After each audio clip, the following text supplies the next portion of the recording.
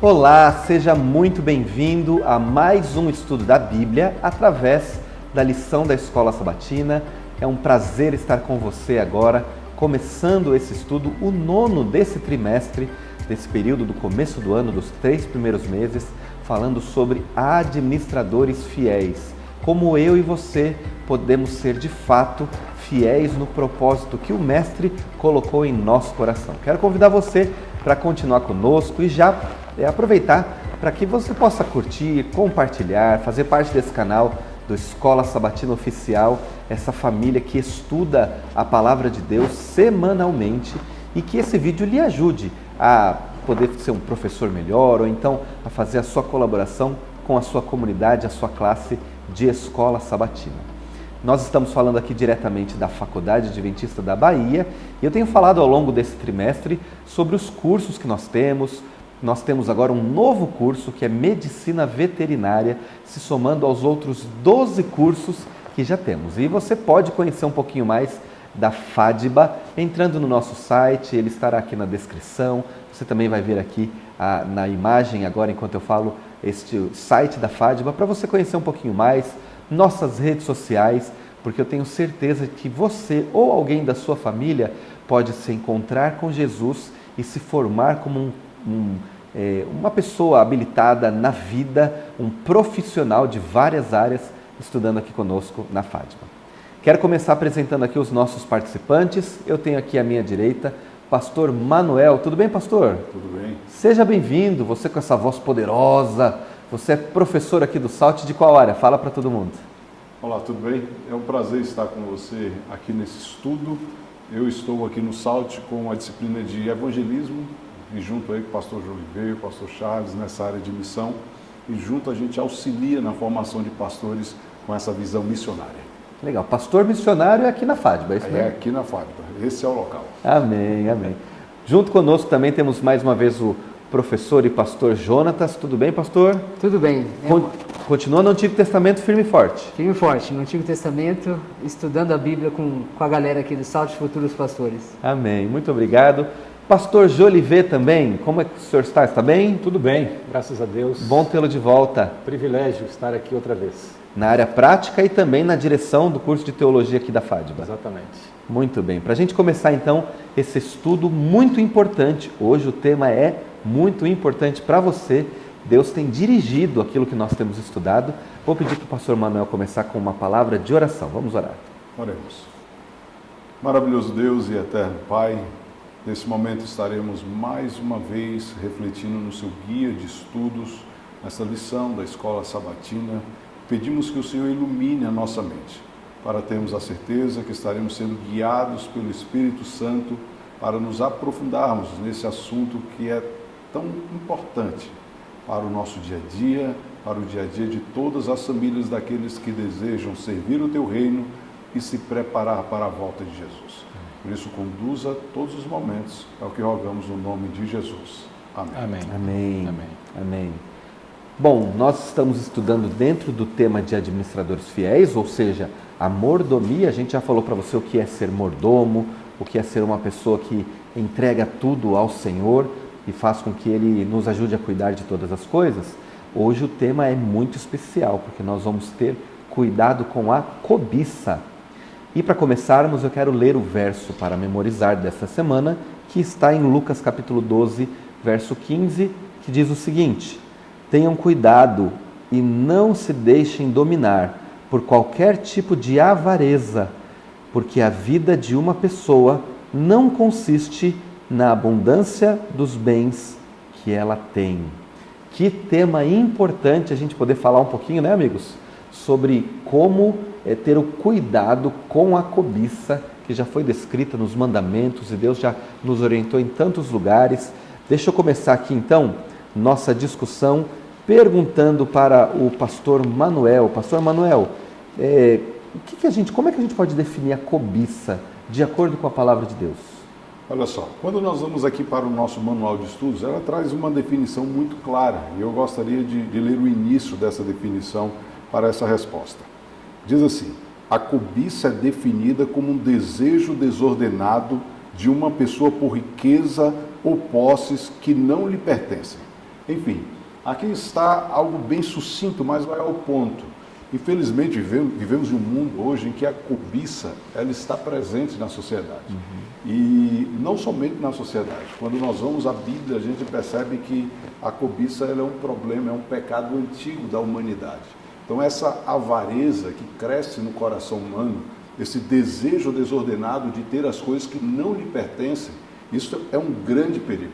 Um perigo tão grande que Deus decide colocar dentro dos 10 mandamentos, ali em Êxodo 20, é citado no verso 17, e mais uma vez é repetido por Paulo, lá em 1 Coríntios, capítulo 6, verso 9 e 10, eu gostaria de ler, sendo mais um conselho para que esse sentimento não seja desenvolvido no coração humano. Diz o seguinte: ou não sabeis que os injustos não herdarão o reino de Deus? Não vos enganeis, nem impuros, nem idólatras, nem adúlteros, nem efeminados, nem sodomitas, nem ladrões, nem avarentos, nem bêbados, nem maldizentes, nem roubadores herdarão o reino de Deus. Então esse é um assunto sério. Então esse desejo desordenado de querer o que é dos outros precisa ser freado. Esse é o conselho da Bíblia.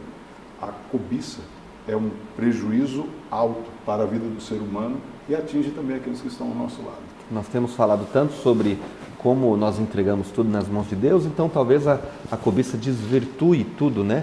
Que a maneira que a gente vê e se relaciona com as riquezas e como isso nos atrapalha com o Senhor, né, pastor? É interessante que os 10 mandamentos estão divididos em duas partes, né? Aqueles que lidam com o nosso relacionamento com Deus e aqueles que lidam com o nosso relacionamento com o próximo. E a cobiça está nesse segundo grupo, e é o único mandamento desse segundo grupo que lida com alguma coisa interior, né? Porque a Bíblia diz: não furtarás, não, né, adulterarás, não matarás. São coisas que não honrarás teu pai e tua mãe, se manifestam de uma maneira mais tangível. Mas a cobiça não, é o único mandamento que lida com uma coisa que acontece dentro do nosso coração e que se manifesta através de diversas formas. Inclusive, a gente pode pensar na quebra dos demais mandamentos, tendo a cobiça na raiz, né? Por que tantas pessoas hoje em dia matam? Por que tantas pessoas se adulteram?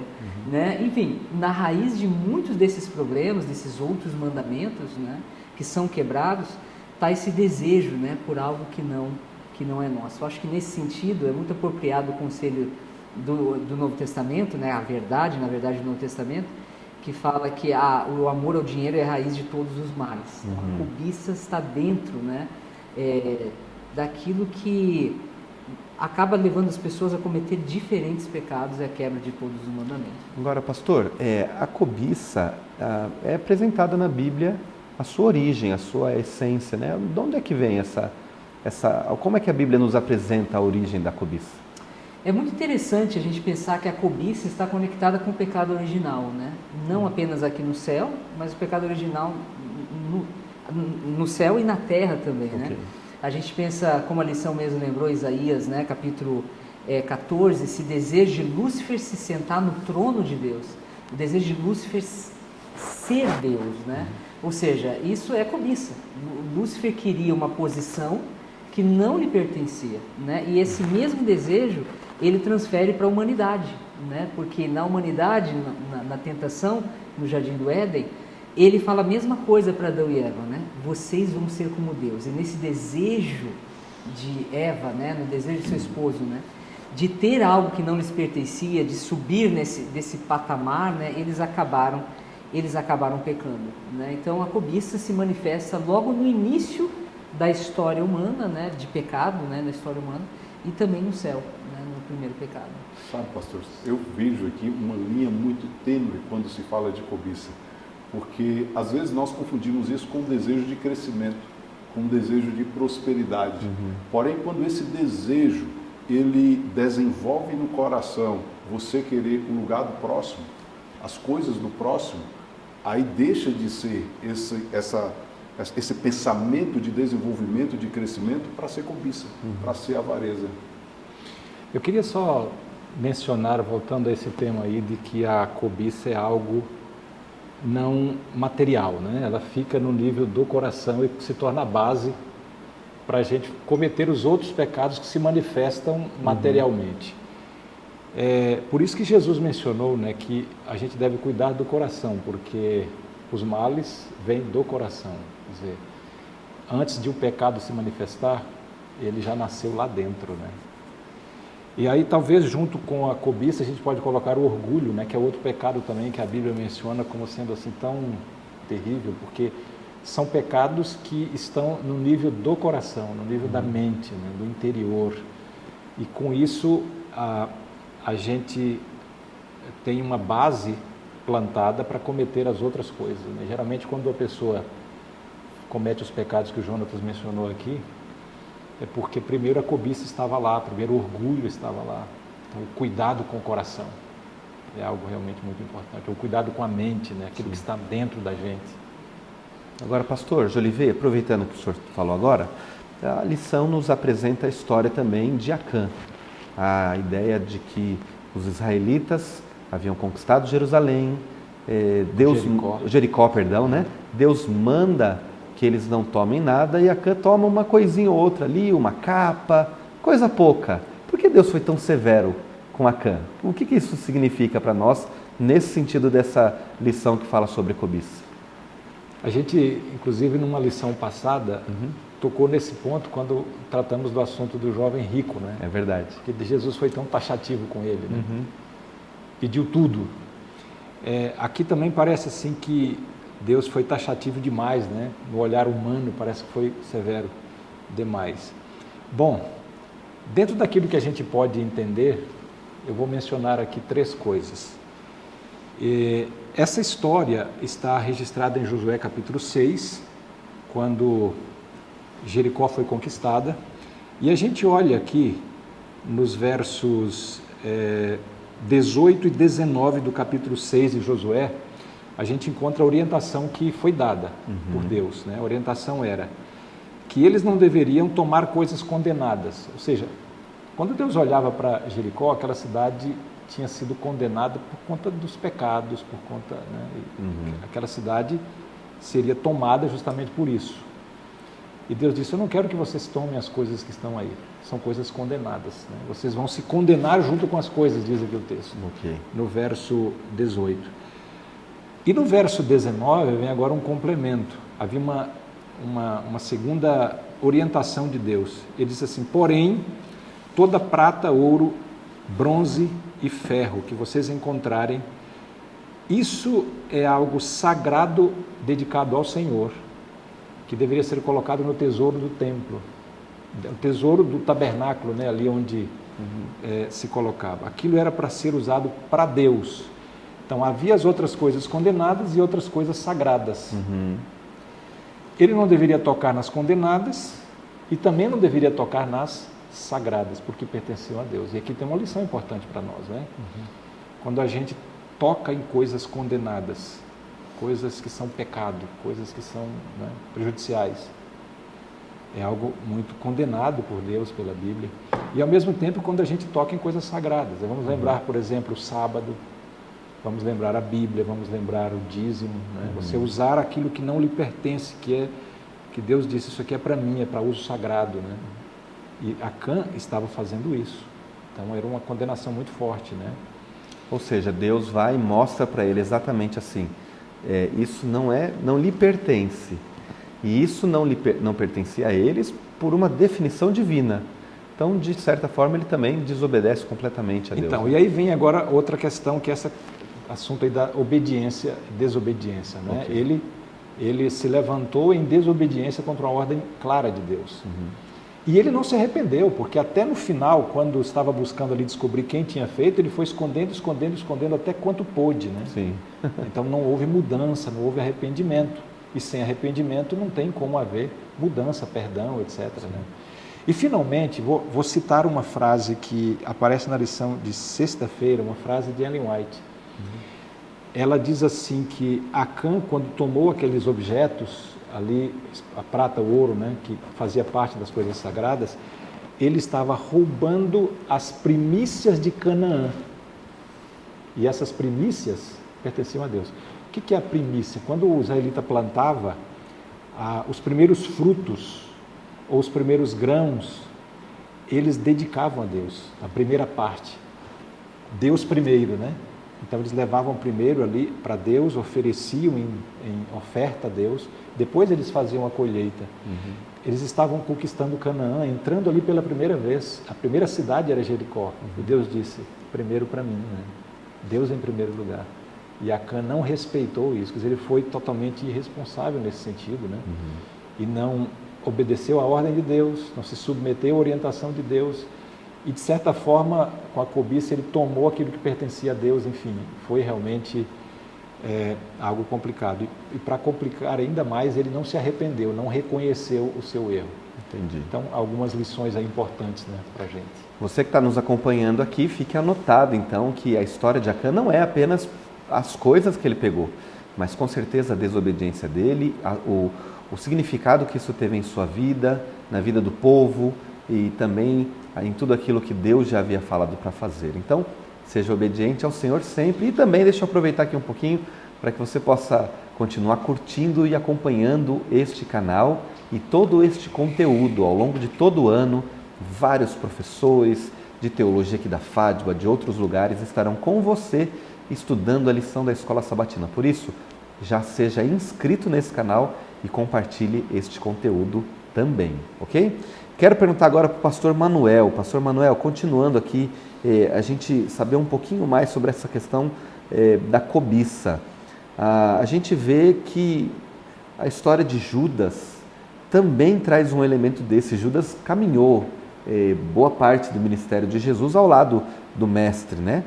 Por que é tão perigoso assim a cobiça quando a gente olha para a história de Judas? Esse assunto ele precisa ser analisado com calma, porque quando nós olhamos para Judas, e às vezes até só ouvir o nome Judas, Sim. já dá uma repulsa, né? Uma rejeição completa do personagem, devido ao histórico da sua atitude, mas quando nós analisamos em detalhes a vida de Judas, ele não era de todo mal. A Ellen White, falando sobre Judas, ela cita o seguinte: Judas amava o grande mestre e ansiava estar com ele. Tivera desejo de ser transformado no caráter e na vida, e esperava experimentar isso por sua ligação com Jesus. O Salvador não havia afastado Judas, dera-lhe um lugar entre os 12, confiou-lhe a obra de evangelista, concedeu-lhe poder para curar os doentes e expulsar demônios. Entretanto, Judas não chegou ao ponto de se entregar totalmente a Cristo. Enfim, poderíamos dizer que Judas foi um de nós, que caminha hoje com Cristo, que prega sobre Cristo.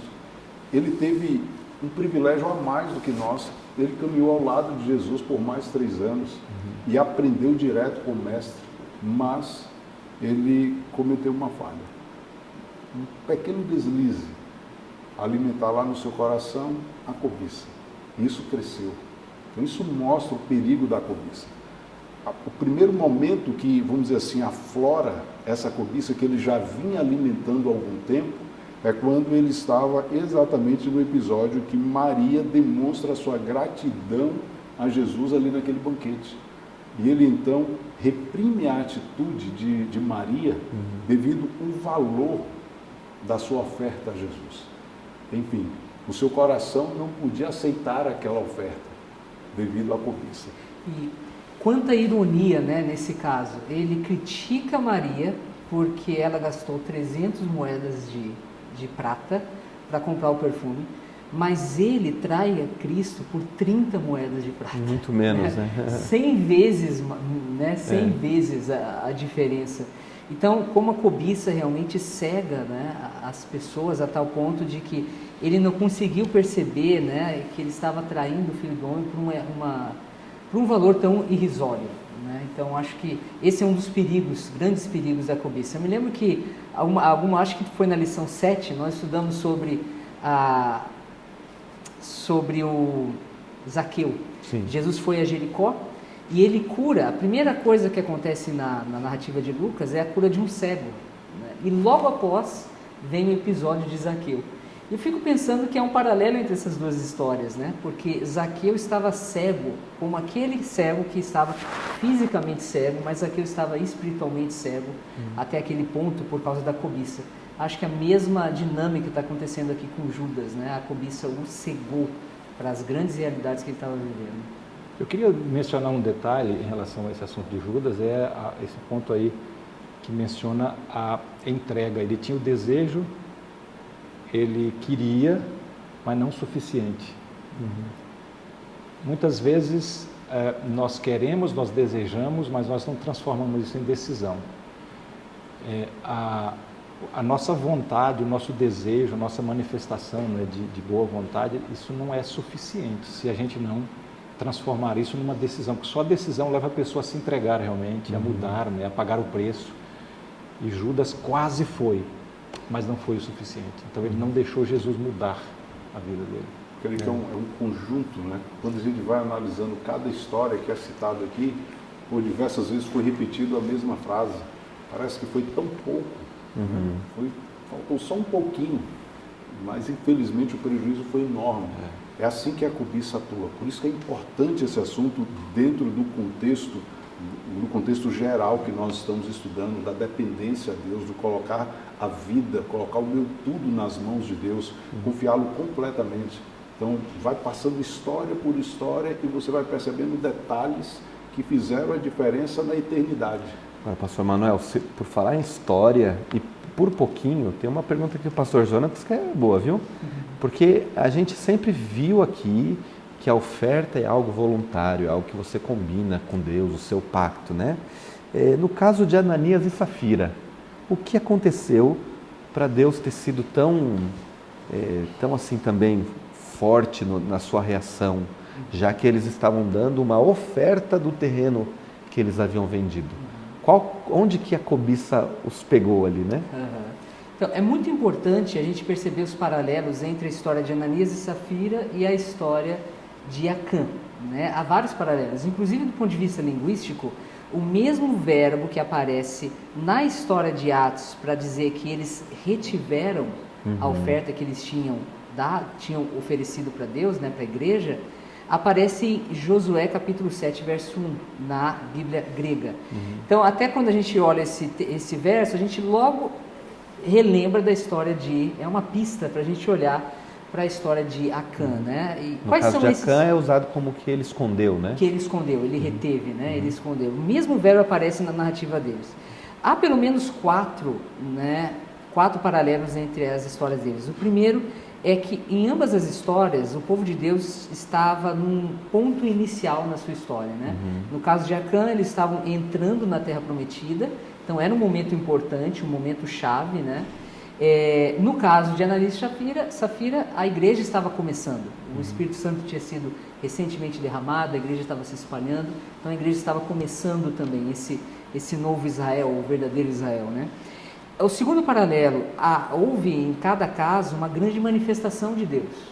No caso de Acã, ele viu os muros caindo miraculosamente, ele viu Deus agindo de uma maneira muito clara, e quanto mais conhecimento, mais responsabilidade. Ananias e Safira, a mesma coisa. Eles viram o derramamento do Espírito Santo, eles viram as manifestações incríveis de Deus, né?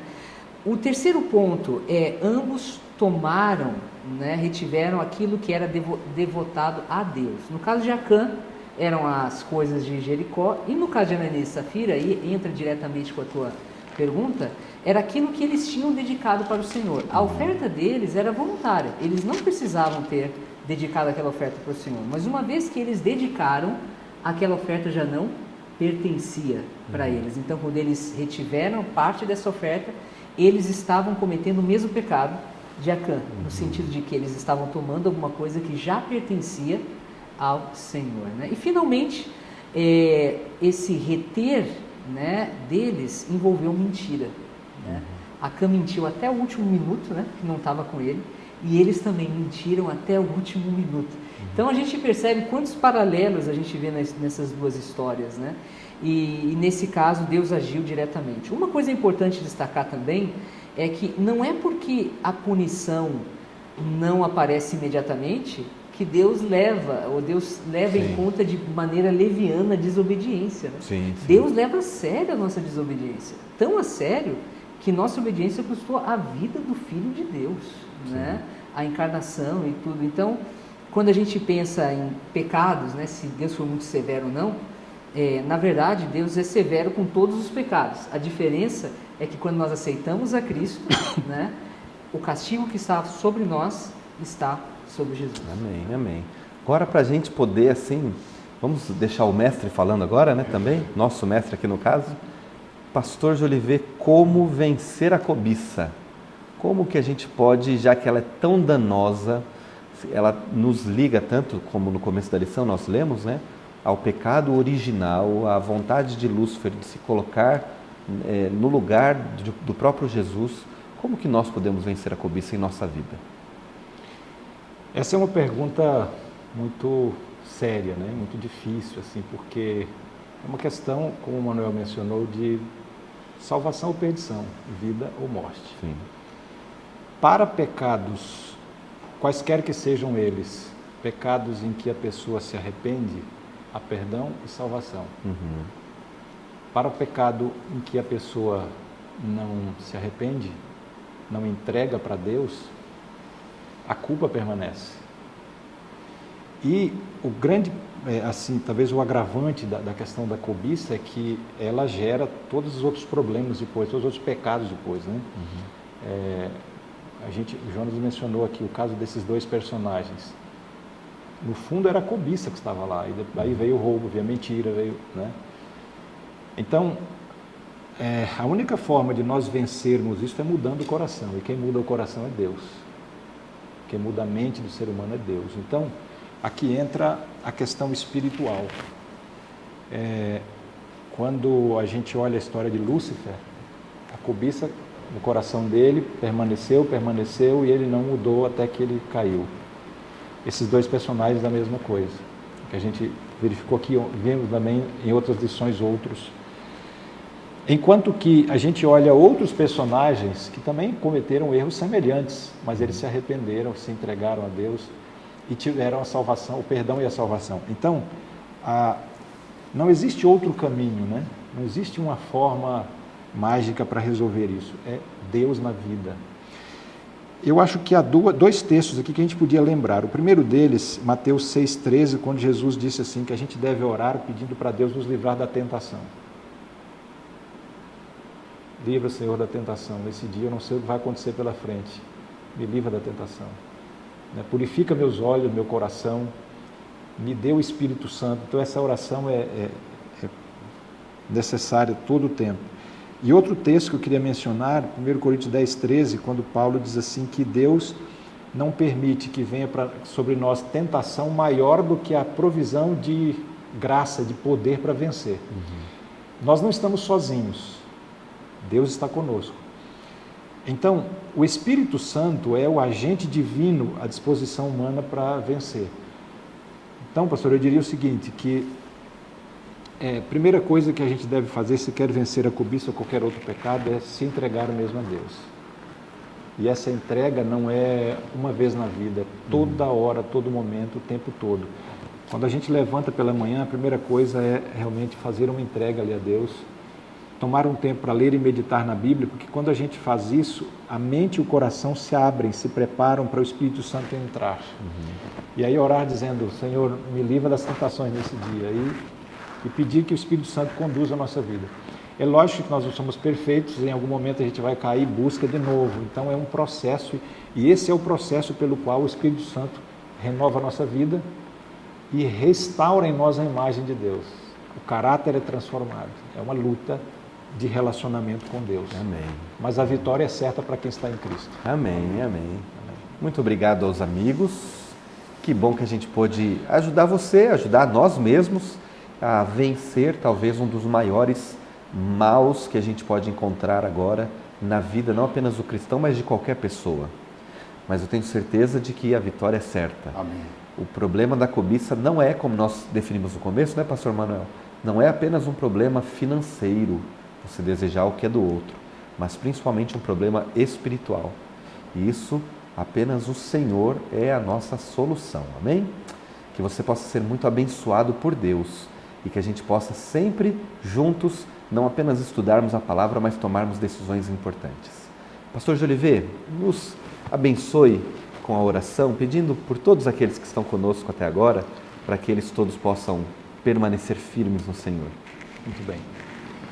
Nosso Pai, querido Deus, que privilégio podermos nos achegar a Ti, colocando diante do Senhor o nosso coração, a nossa mente, nosso desejo, nossa vontade, para que o Senhor santifique, transforme e nos prepare para o céu. Aqui estamos porque Te amamos, queremos Te servir e queremos materializar isto em decisão, porque só a decisão realmente permite a transformação. Por isso quero colocar em Tuas mãos cada pessoa que está assistindo, que o coração esteja aberto e Teu Espírito possa influenciar. Também nós aqui, nossa família, que todos os dias nós possamos ter essa experiência viva contigo, que o Espírito Santo nos governe, nos dirija e nos transforme, restaurando em nós a Tua imagem e nos preparando para o céu. Tira de nós a cobiça e qualquer outro mal, pois nós nos entregamos a Ti e o fazemos por Jesus. Amém. Amém.